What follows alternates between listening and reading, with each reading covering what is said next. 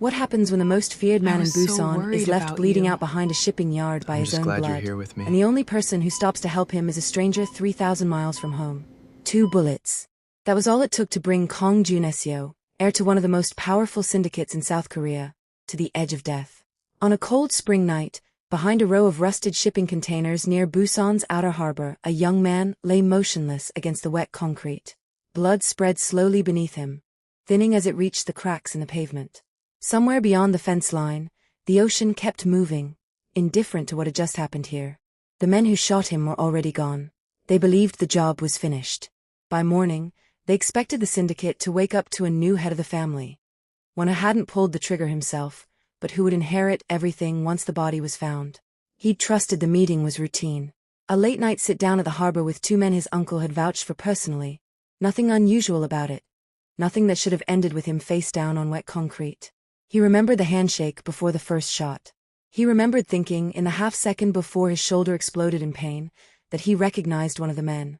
A driver who'd worked for his family for 6 years, someone he'd trusted enough to never look twice at.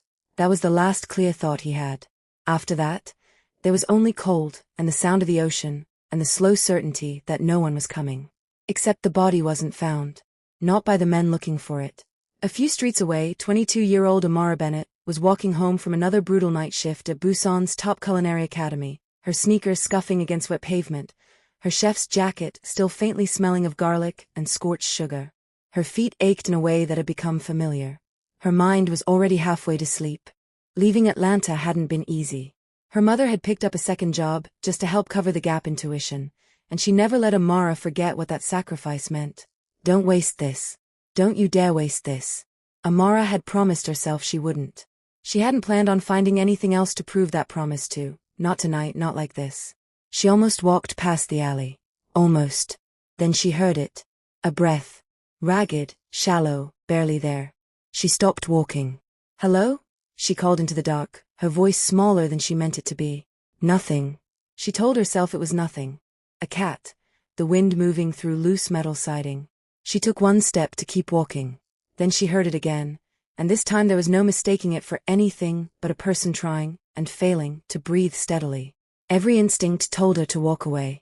Every survival lesson she'd ever been taught told her a woman alone at night doesn't go looking for trouble in a dark alley in a country she'd lived in for less than a year. But another voice was louder.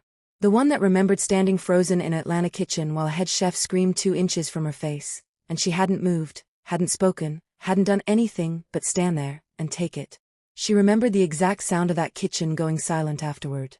The way her hands had shaken for an hour. The way she'd driven home that night and cried in a parking lot for 40 minutes before she found the nerve to walk through her own front door. She told herself then that whatever came next, she would not be that girl again. Frozen, small, waiting for someone else to decide what happened to her. Never freeze again. She stepped into the alley.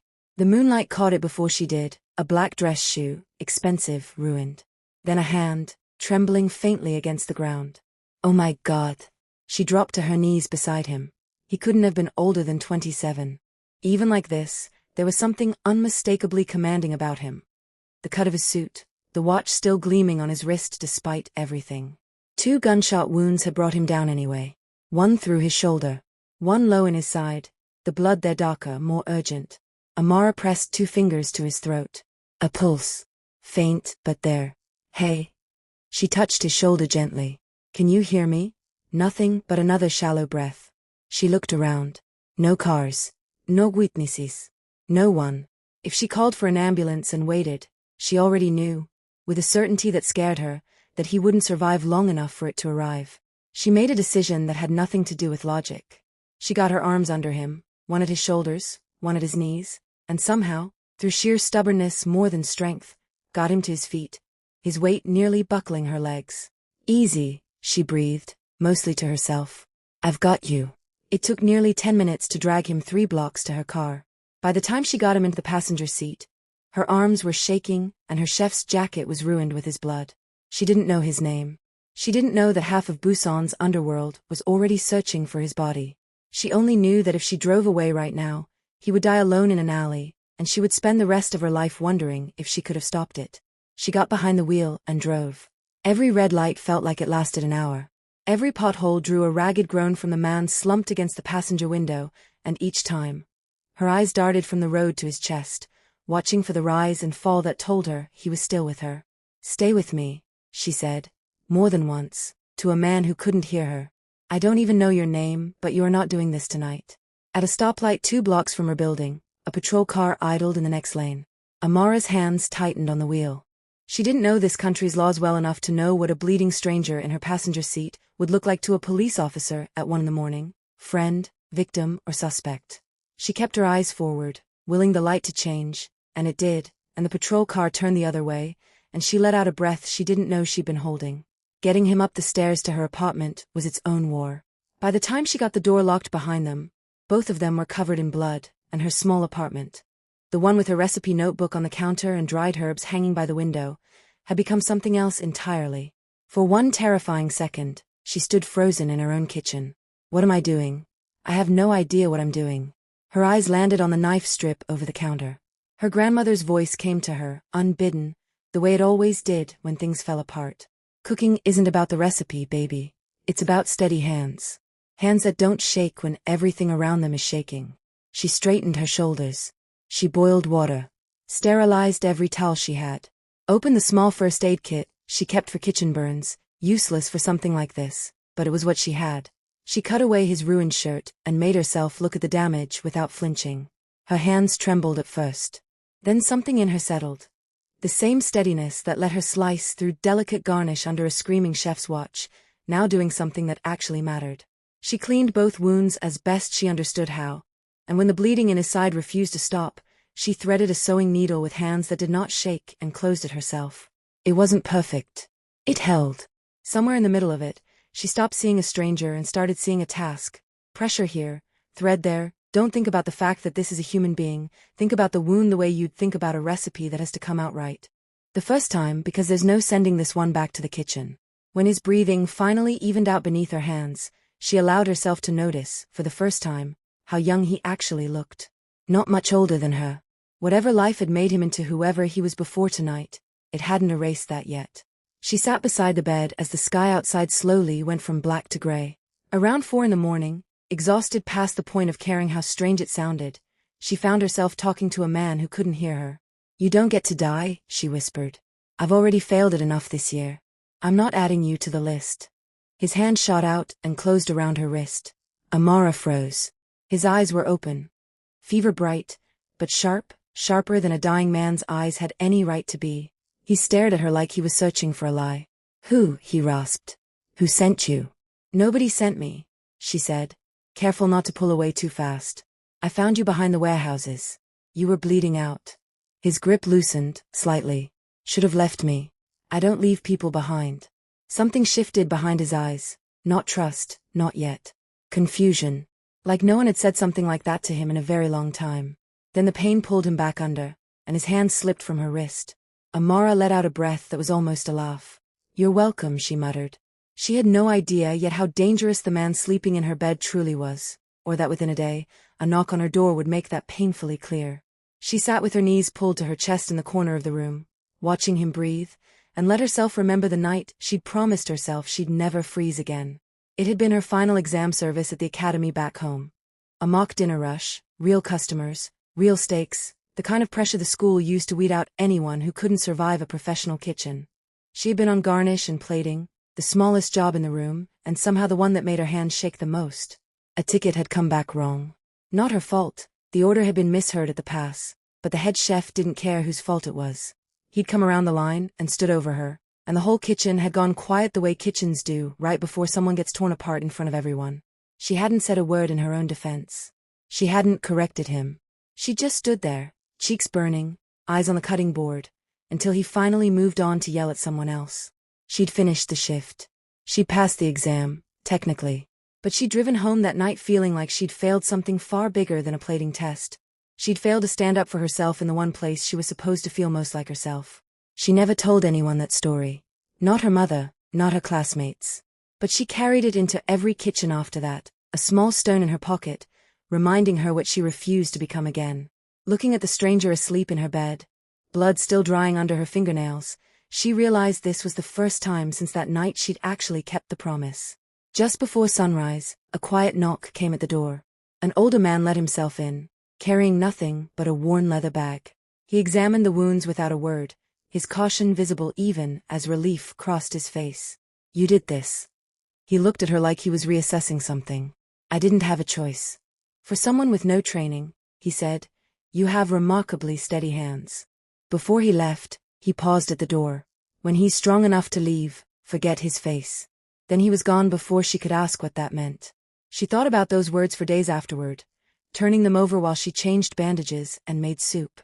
She finally asked Joon-seo directly, one evening while he sat propped against her pillows, color slowly returning to his face. "Your doctor told me to forget your face. What did he mean?" Something flickered across his expression. "Caution, maybe regret. It means the people who work for my family learn not to remember things. Faces, addresses, conversations. It keeps them alive if anyone ever comes asking questions." He looked at her carefully. "He was warning you, not threatening you." "Warning me about what?" "That knowing me is dangerous.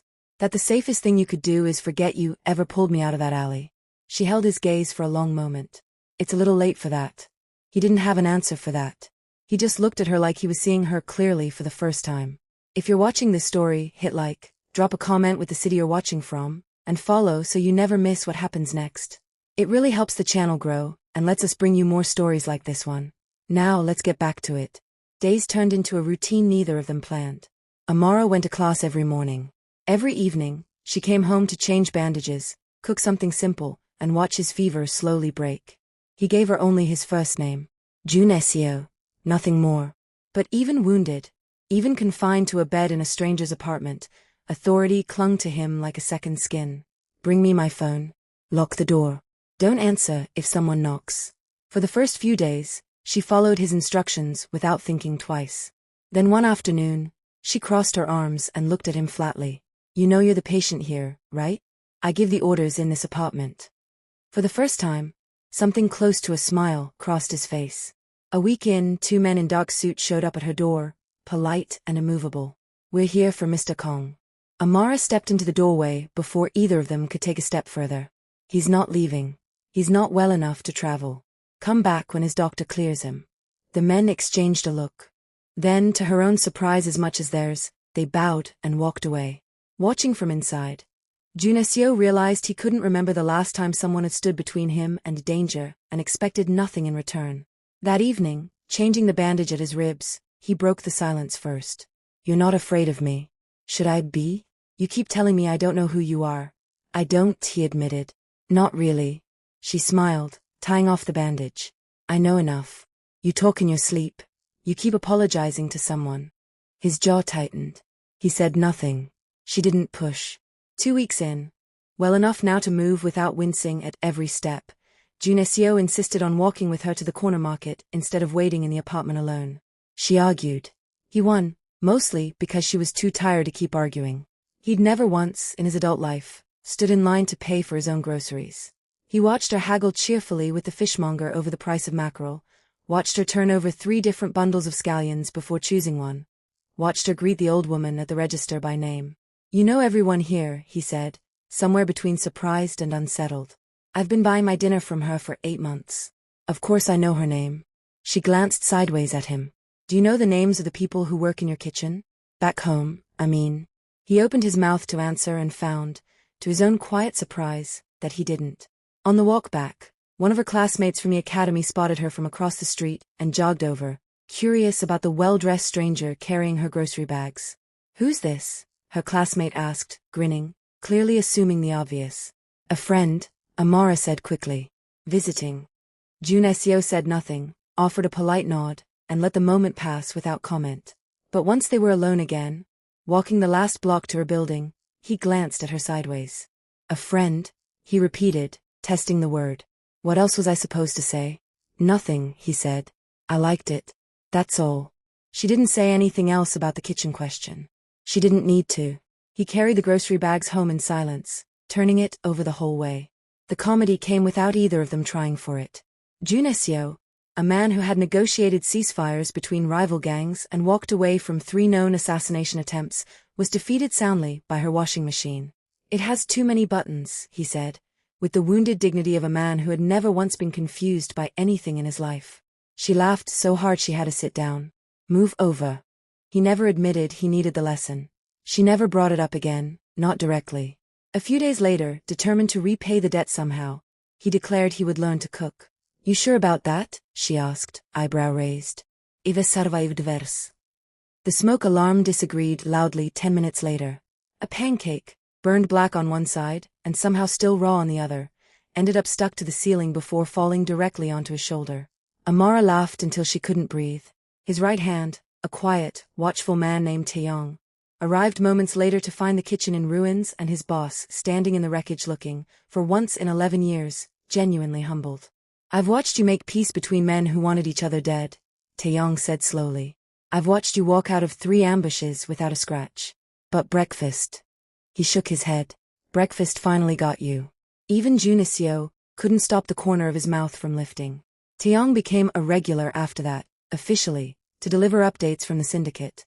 Unofficially, because Amara always set a third bowl at the table without asking. I should have gotten shot years ago, he said one night, finishing his second helping, if this is how man gets fed. Don't tempt me, she shot back, and the room felt, for a moment, like the closest thing to a family any of them had. A hard rain kept them both inside for 2 full days that week, the kind of storm that shut down half the city. Amara taught him to make her grandmother's cornbread from memory, no recipe card, just instinct and ratios she'd carried since childhood. He measured everything to the gram, methodical in a way that made her laugh, insisting there had to be a correct way to do this. There isn't, she told him. That's the whole point. You just have to trust your hands. I don't trust anything I can't verify, he admitted. I know.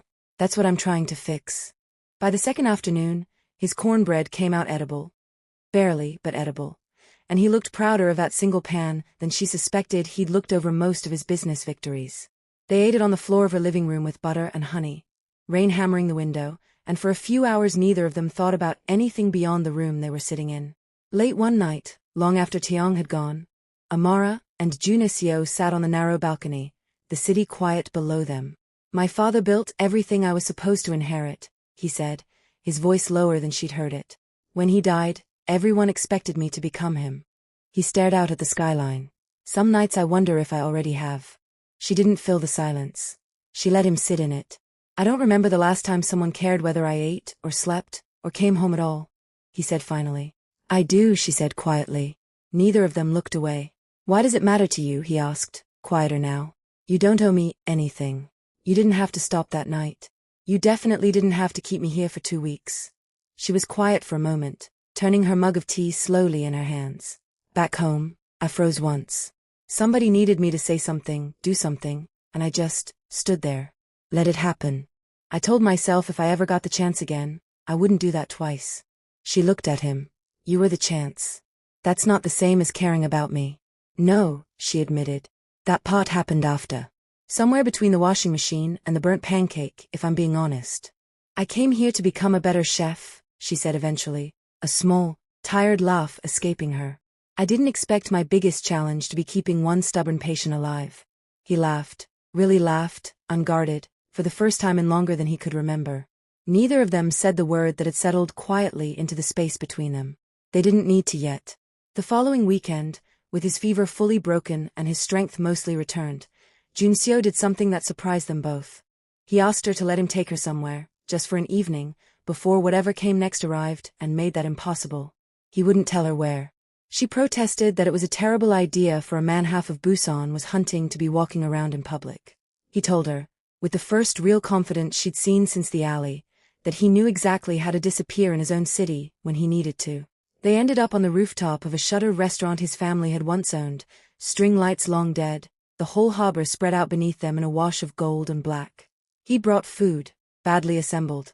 Clearly his own attempt, clearly not very good, and she ate every bite of it without complaint, which told him more than any compliment could have. This used to be my grandfather's place, he said, looking out over the water, before the syndicate took over everything he built. I used to come up here as a kid and pretend none of it existed yet. Does it feel different now, being up here? He looked at her for a long moment instead of answering. Yes, he said finally. It does. Neither of them said anything else for a while. The city hummed quietly below them.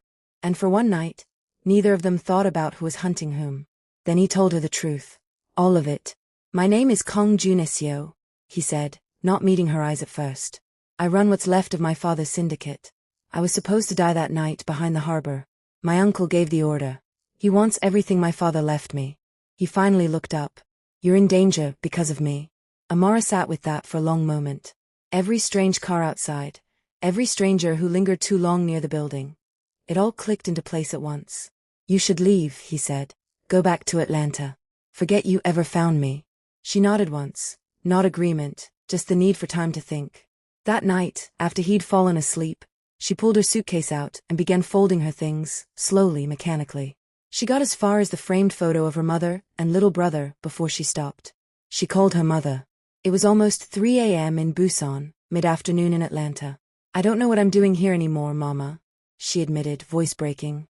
I came here for school. Now there are men outside my building, and I don't even know if I'm safe in my own apartment. Her mother was quiet for a moment. Baby, are you asking me if you should come home? Or are you asking me for permission to stay? Amara didn't answer right away. You've never once called me at 3 a.m. over a man who didn't matter, her mother said gently. So you already know the answer. I just need you safe. Whatever safe looks like. Amara sat with the suitcase half-packed for a long time. Then she zipped it shut and pushed it back under the bed. The next morning, Joon-seo found it there. He looked at her for a long moment. You stayed. I didn't drag your bleeding body out of an alley, just to hand you back to the people who put you there. He didn't smile, not quite. But he nodded like something had settled. Then we make a plan. Neither of them noticed the black sedan parked across the street. Across the city, Kang Do-hyun finally got the call he'd been waiting for. A foreign culinary student, the voice on the phone reported. A small apartment. A man who fits the description, recovering. Do-hyun set down his glass slowly. So, my nephew is still breathing. His smile didn't reach his eyes. Find the girl. Don't leave anything unfinished this time. He'd spent 11 months building the story he needed the syndicate to believe. That his nephew had died fighting off a rival gang, that grief alone justified his own ascension to power. A living Joon-seo unraveled all of it. Worse, a living Joon-seo who could name the men responsible meant Do-hyun's own carefully bought loyalty among the elders would collapse overnight. He couldn't afford mercy. He told himself that so many times over the past decade that it no longer felt like a choice. Just a fact of the business he'd inherited a taste for long before he'd inherited anything else. This time, he said again, quieter, mostly to himself, we finish it properly. The surveillance had already started, though neither of them realized it at first. A parked sedan across the street, the same two faces appearing in the same places, a man who lingered too long by the entrance pretending to read a newspaper. Joon-seo noticed before Amara did.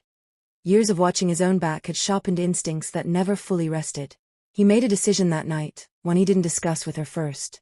He arranged, quietly, for a car and a false passport that would get her out of Busan and back to Atlanta within 24 hours, no questions asked at the airport. When she found the documents on the kitchen table, she went very still. What is this? A way out. Before it's too late.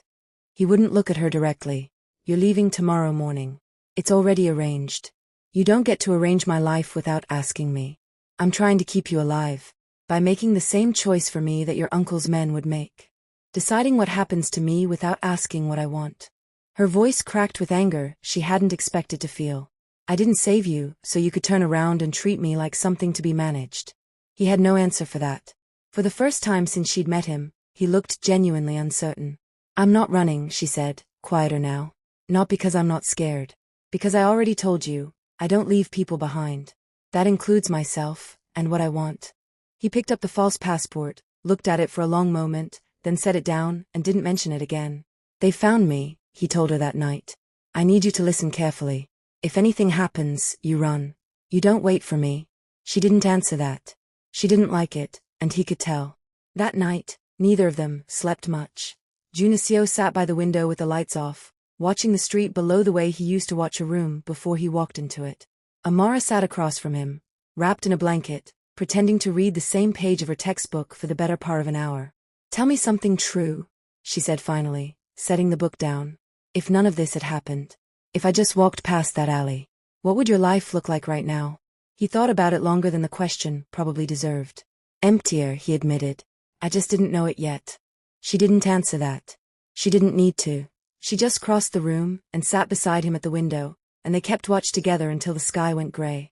3 days later, the attack came. 2 days before that, a smaller scare had already rattled them both. A car idling too long outside the academy. A man Amara didn't recognize asking the front desk casual questions about class schedules. Joon-seo had insisted on walking her to and from every class after that, and for a day and a half, nothing happened at all. She'd almost let herself believe it had been nothing. Almost. So, he said, circling her slowly. You're the one who saved my nephew. I expected someone different. So did the men who tried to kill him, she said, meeting his eyes without flinching. His smile flickered.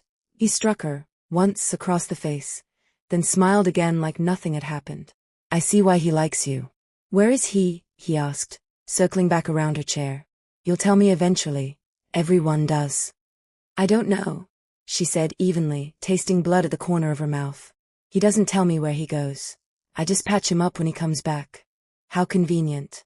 He crouched to her eye level. Let me explain something. My nephew is a sentimental man.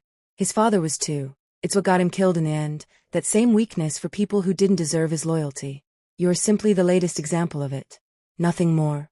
If I'm nothing, she said quietly, then why are you the one who came to ask me yourself, instead of sending one of your men? For the first time, something like real anger crossed his face instead of practiced menace. He straightened, smoothing his jacket.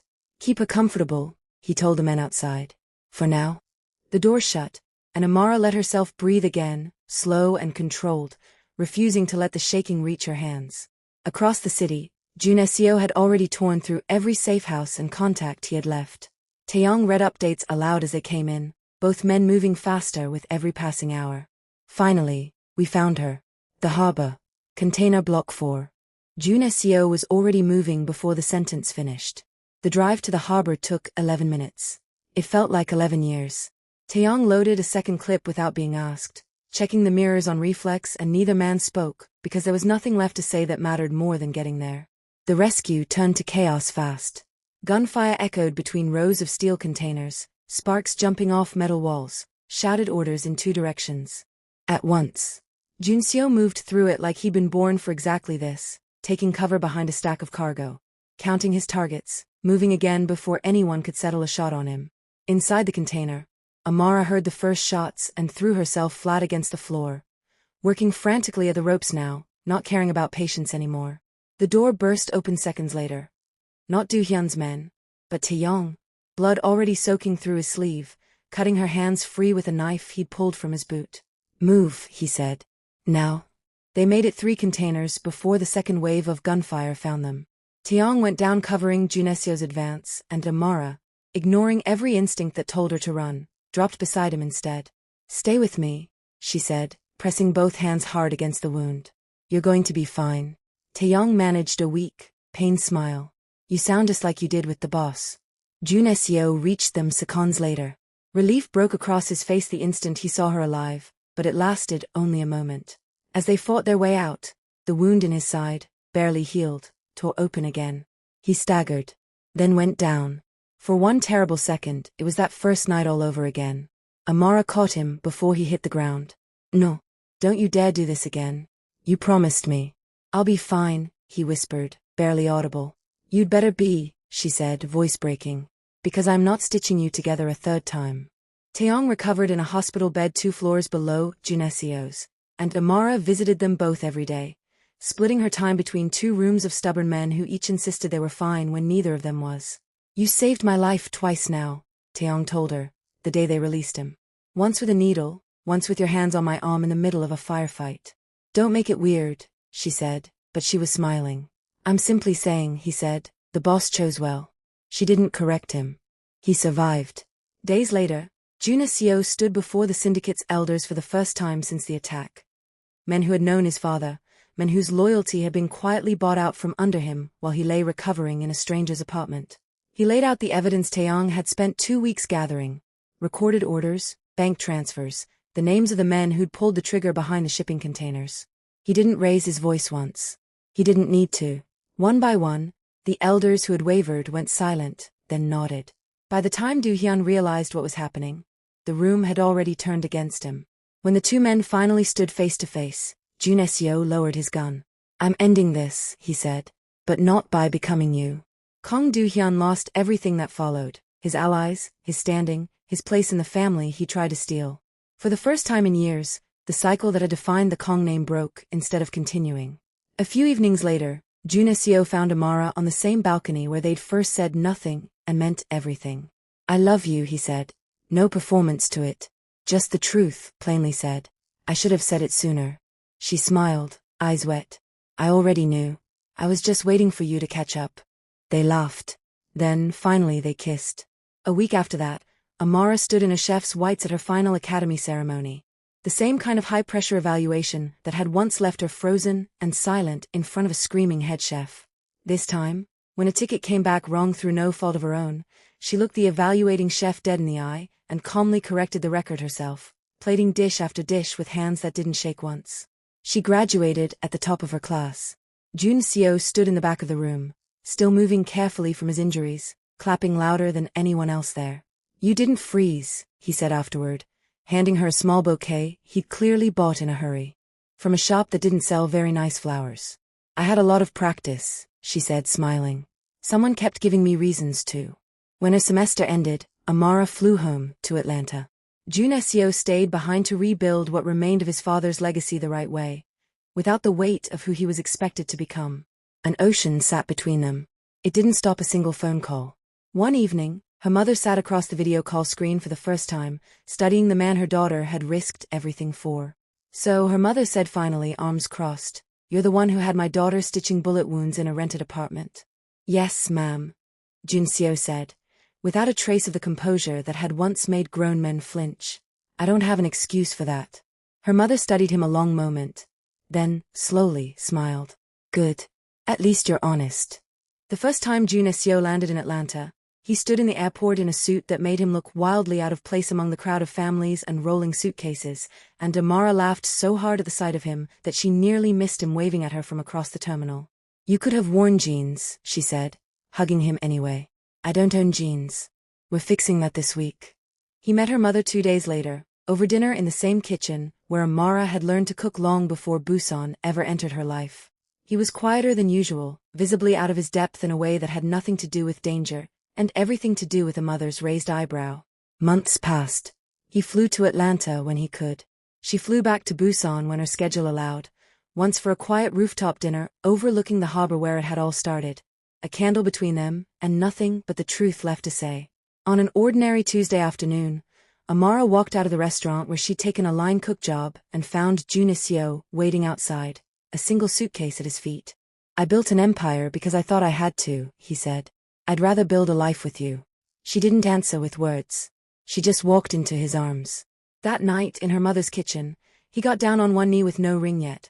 He'd been too impatient to wait for the jeweler, and just asked her plainly, the way he'd learned to say things that mattered without dressing them up. "Build a life with me. For real this time. Not an ocean apart." Her mother, watching from the doorway with tears she made no effort to hide, answered before Amara could. "Well, the man flew across the world twice for you. Say something." Amara laughed through her own tears. "Yes," she said. "Obviously, yes." He stood, and this time when he kissed her, there was nothing left unsaid between them. Months later, a small restaurant in Atlanta stayed busy from open to close. The sign above the door was simple, hand-painted. Nothing like the glass and steel towers Joon-seo had grown up around. And he'd told her, more than once, that he wouldn't trade it for any of them. People came for the food. The mackerel dish, the one she'd learned to haggle for in a Busan market a lifetime ago, sat on the menu beside her grandmother's cornbread recipe, 2 cities on 1 plate. Regulars came to know Joon-seo by name, watched him slowly learn to run a kitchen instead of an empire, watched him burn exactly 1 more pancake in front of a delighted lunch crowd before Amara finally banned him from the stove for good. They stayed because the 2 people running the place smiled more than anyone else in the room. And because if you ask nicely, the woman behind the counter might tell you the story behind the dish named for her grandmother, the one that used steady hands to bring a stranger back from the edge of dying, and never let go after that. Share this with one person who needs a story tonight. I'm your host. Keep you This up is at Story night, Vault, and we're leave you just wanting getting more. started. Stay until the end because you do